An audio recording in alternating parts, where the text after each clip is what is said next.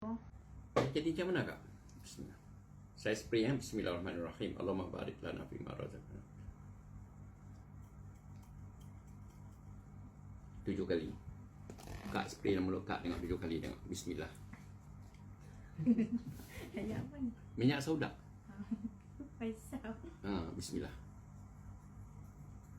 Bismillahirrahmanirrahim. Awalan wa akhiran.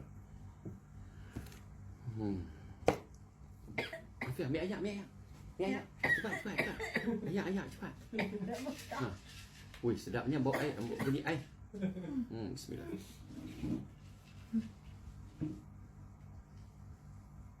Saya tak batuk pun, saya pakai batuk.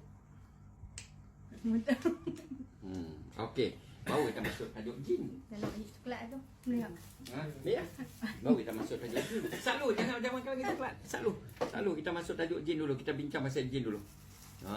Jangan makan coklat lagi. Pasal dalam ni saya doa siap dah. Dia.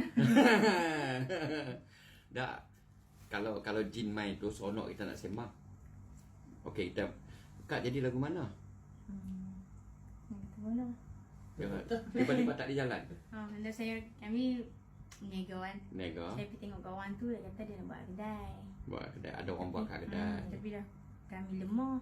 Dia kenal dulu. Kak kenal dulu. Kami dah buat yang depan dia pun duduk dalam. Dia tak dalam masuk lah kot.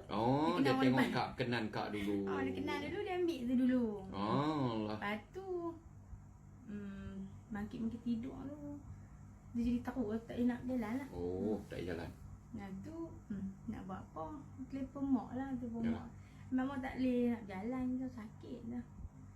Dia kaki jadi lembut ni. Ketak ni. Kalau berdiri kan ketak. Tapi dah pergi buat kawan tu. Bolehlah jalan sikit. Kalau tidur kau, duduk lah kereta kena tidur lah kan. Ya. Kalau tak tidur terbaring tu ni, kita jadi jantung ni dudak-dudak. Jadi gitu. Ada tak syok lah kita nak menyeka. Tak boleh sebulan lah cuti. Bulan lah. Lepas tu nak buat mana? Ya. Rehat lah. Okey.